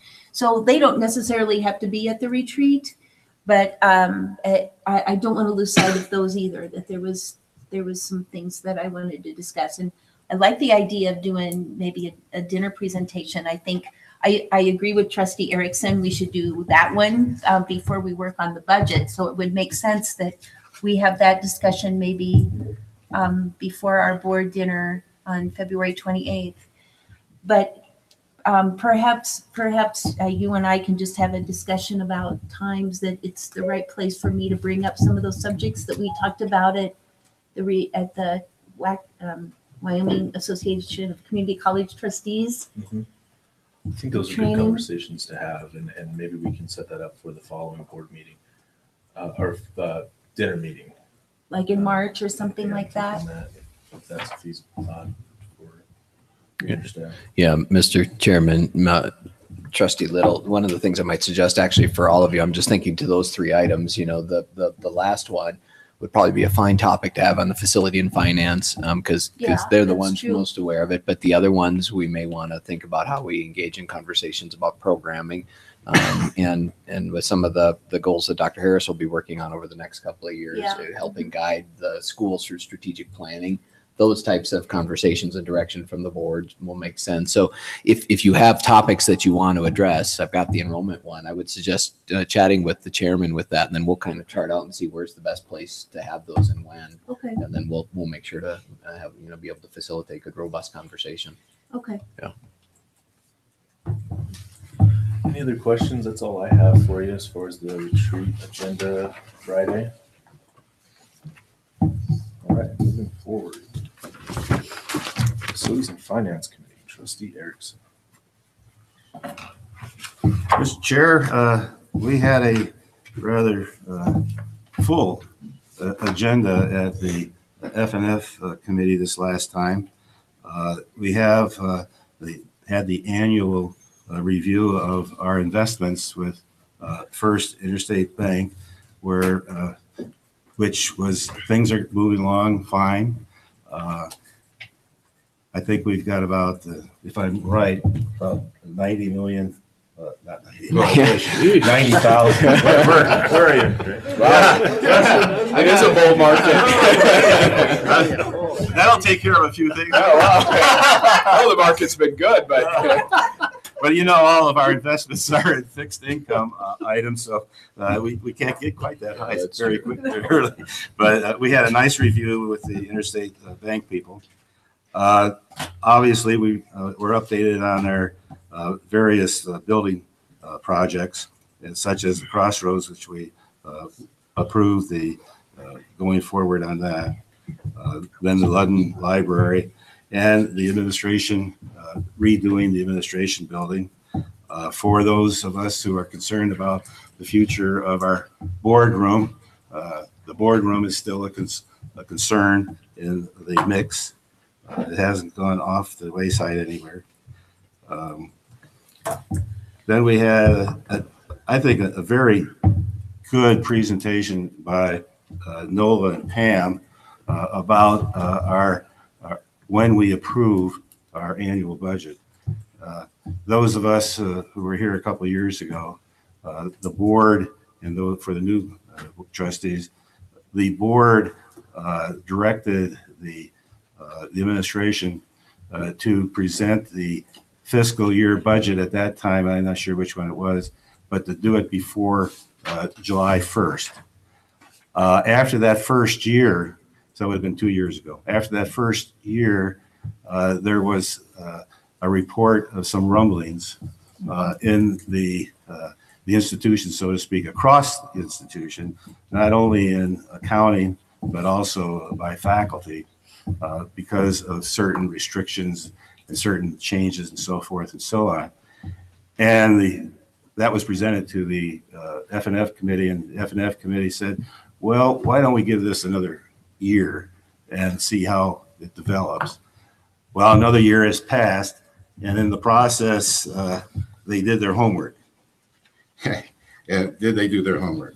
It was very good, excellent. And I can make copies of this for the rest of the board. But the faculty had concerns. It disrupted the cycle, certain disruptions for students, the no spend period, conflicts with classes, a variety of areas of concern. And it seems that, if you recall, we were looking at not wanting to be spending money before it's approved by the board. It seems that institutions of higher education have a different type of scheduling. And that must be why the legislature, back when they put the statute together that says when the budget's going to be approved, it's going to be approved sometime in July. Probably because of some of these problems with just preparing a budget for community colleges. Well, long story short, the F&F committee is coming back to us as a board, recommending that we go back to the old way of having the fiscal year budget approved in July rather than prior to July 1. And the date that they're recommending would be July 11. So let me put that on the floor, and then there can be some discussion. And this is coming from the F&F committee, that we return to the July approval of the fiscal year budget, and for this next fiscal year that be approved on July 11th. I'll second that motion. And Is that a motion? that is motion. Would you pass that down to Vicki, and Vicki, maybe you can make a copy of that for the rest of the board? I'm sorry I didn't have a chance to make a copy of that. I've been gone for a couple of weeks. Good to be back, by the way. Mr. Chairman, if I may, I think it's appropriate if you want to take a motion on the shift back to the old, to the previous way of your philosophy of approving the budget. I think in terms of just the general mechanics, and I know you have an item on here under new business, but if you move this approval date to the July 11th and we set a July 11th meeting, then I would also suggest we move the June date back to its regular third week, which would be June 30th versus the last Wednesday in June. And I think if you make those two changes to your schedule, and I don't know that you need to vote on the actual changes to the schedule, we can just adjust those on the meeting calendar. Yeah, June 20th, do I have that right, Vicki? June 20th. Yeah. So we would move your June meeting, and then the July meeting would be on the 11th. And I think that would accommodate for the changes on our end. The May meeting will have to stay early just to meet the statutory requirement to present you with the first draft of the budget. So we won't adjust that meeting. So it's just June and July. So yes, June's meeting will be June 20th and July's will be July 11th. I'll make those changes. Any more discussion? No, it had a second by. It's been moved by Trustee Merrill. Erickson, seconded by Trustee Merrill. Any more discussion? All those in favor, please say aye. Aye. Any opposed? The motion carries. And to continue the F&F report, we reviewed the financials. Financials all look good. No comments to present and carry on to the board. In regard to the procurement and contracting report, there are a couple of items there that draw your attention to, and the solicitation request table 2. We got a new item in there that's the P3 public-private partnership for residence hall project. That's one of the options that you will be hearing at the retreat. And then also under potential solicitation of 60,000, but be over, possibly over $60,000, but the residence hall private bank financing RFP. I don't think that really is a financial element there, is it? But we're putting it on here so that you're aware that that's another option that we're looking at. Yeah, So, we'll cover that on Friday right. as well. Yeah. But other than that, the procurement and contracting report has no other changes. So I make a motion that we accept the procurement and contracting report and also the monthly statements it's through October or November? Through November 30th. We're a month behind here. Hopefully you're going to catch up. We will after the F&F gets back on its normal. Right. So again, the motion is accept the procurement and contracting report and the monthly financial statements through November. It's been moved by Trustee Erickson, seconded by Trustee Salazar. Any more discussion? All those in favor, please say aye. Aye. Any opposed? Motion carries. Thanks, Trustee Erickson. I will have to say, I have gained a lot more perspective on several projects throughout the college by going to those F&F committee meetings. So, And Mr. Chair, they're open to all trustees. yes, Or for that matter, anyone else that wants to come. come join us. They even let me come every now and then. It's a crowded room. All right, Trustee Cato. Thank you, Mr. Chairman. I'm not going to say a whole lot other than the fact that I just wanted to thank Dr. Schaefer for his leadership role in putting together the WyoTech exploratory team. Being able to do that in our community when there are a lot of just from mayor to the county commissioners to what are we going to do? Who's going to lead this effort? And you stepped forward and took charge, and appreciate that very much. And the fact that Dr. Hammond has kind of inherited this chairmanship of the WyoTech project. We started January the 3rd, and the deadline was put Friday, I believe, for the draft.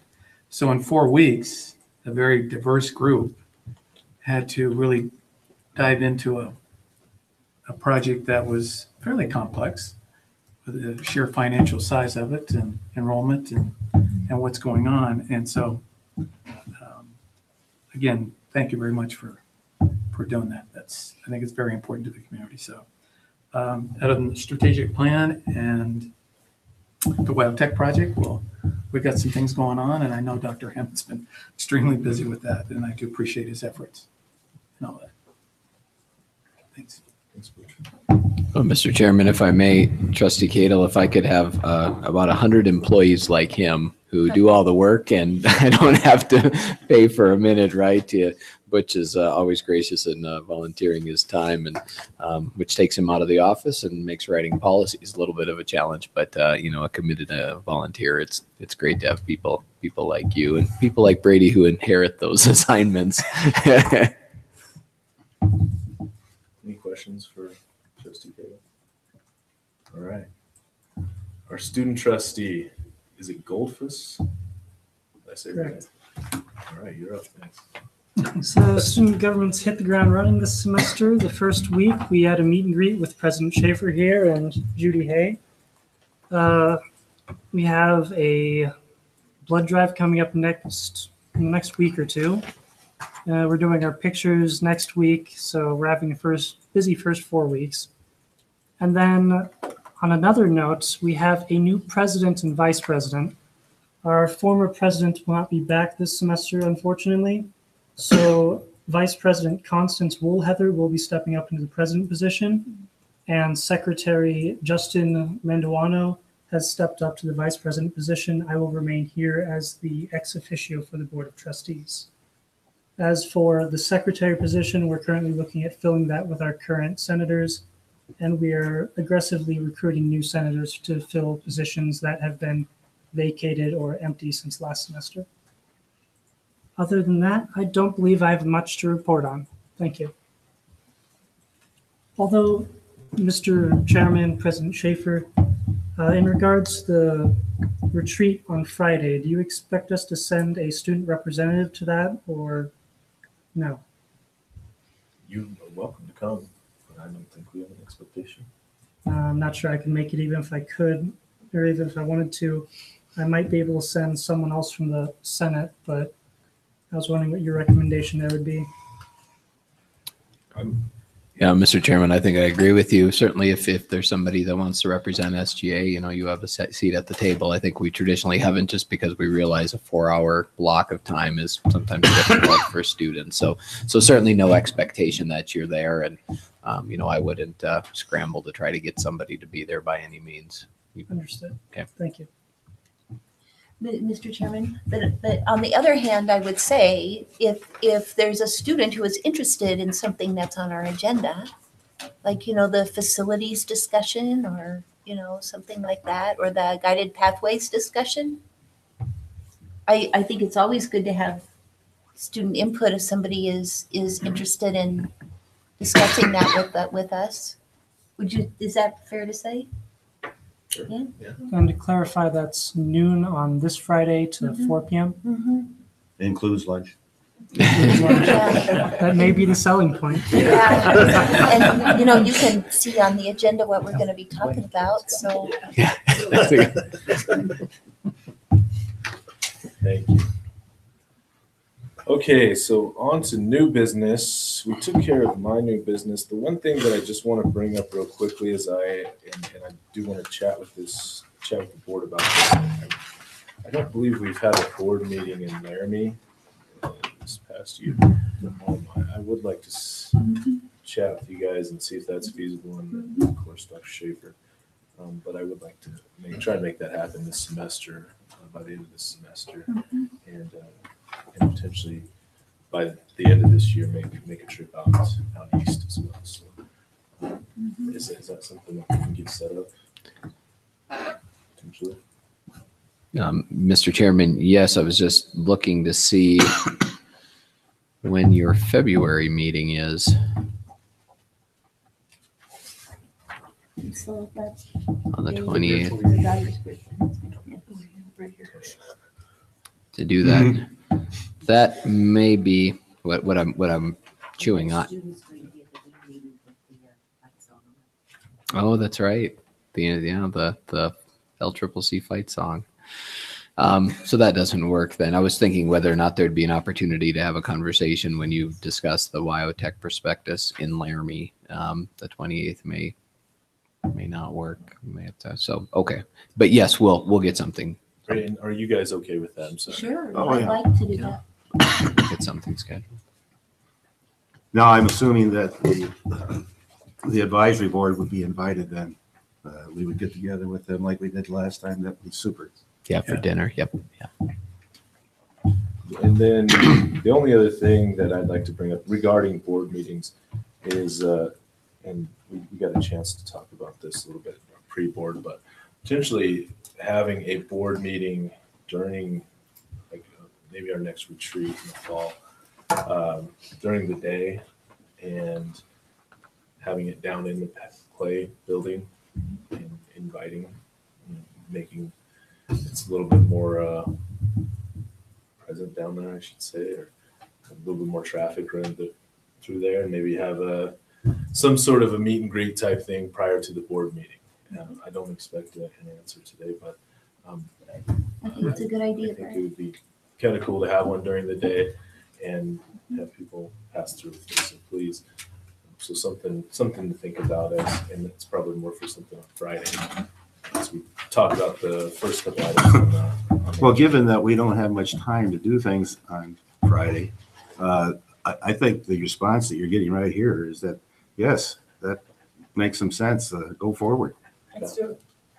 So, and we'll hash out a date, or maybe throw out a couple dates during the next time, because there is time built in for these types of things, especially during the board evaluation. So, with that said, that's all the new business I have. Anybody else? Mr. Chair, this is not new business, but I just wanted to say that the spring kickoff this year was the most amazing that I have been to at this college. It was inspiring, Dr. Schaefer, and our special speaker there wasn't a dry eye in the room. So I would encourage all trustees who can in the future to please attend. Mr. Chairman, Trustee Merrill, thank you for that.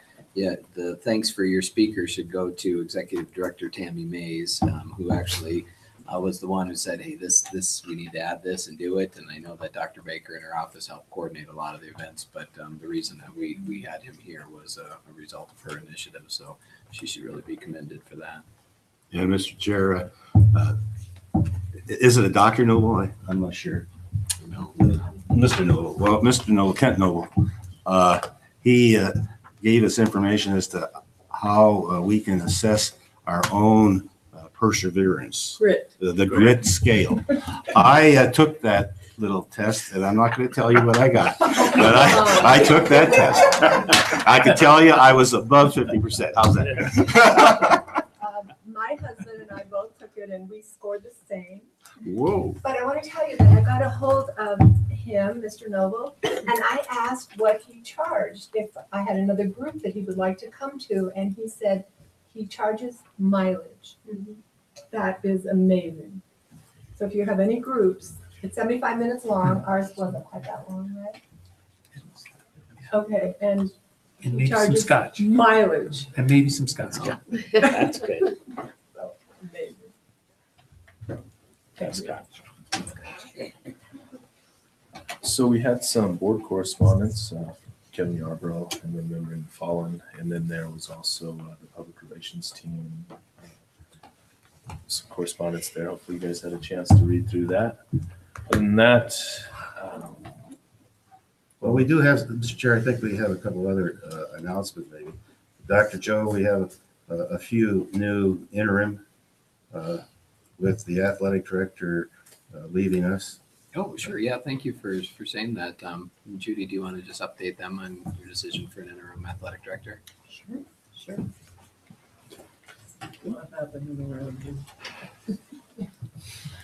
Trustee Erickson and rest of the trustees.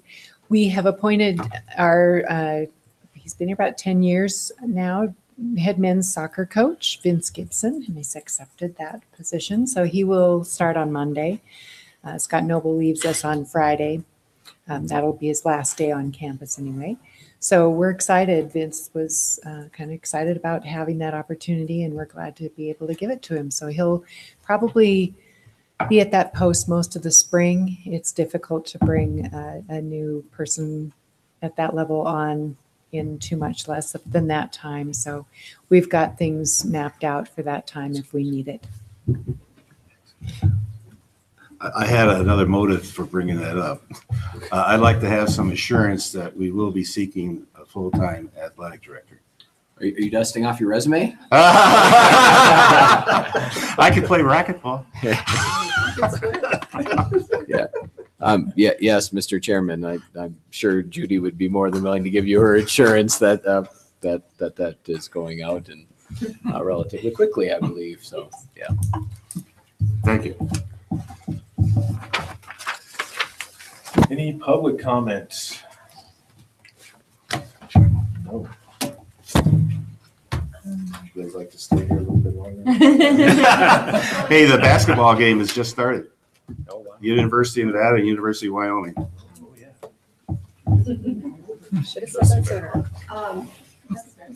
Chairman, I would like to mention that on February 21st, we are having the awards and legislative reception where our own Trustee Erickson is nominated as our representative. And if any of you can come, please try to come. And I bring your family, your husband. It's going to be very important. It's a very important event. That is the WACD awards, and after that will be the legislative reception as well. 5 days. So hopefully you'll all be able to join us. Mr. Chair, I have to make a comment. I'm absolutely overwhelmed that you all nominated me.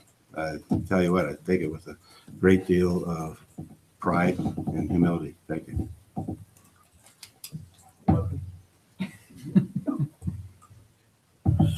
I don't know what I did, but Anything else for the greater good? Have a motion to adjourn, please.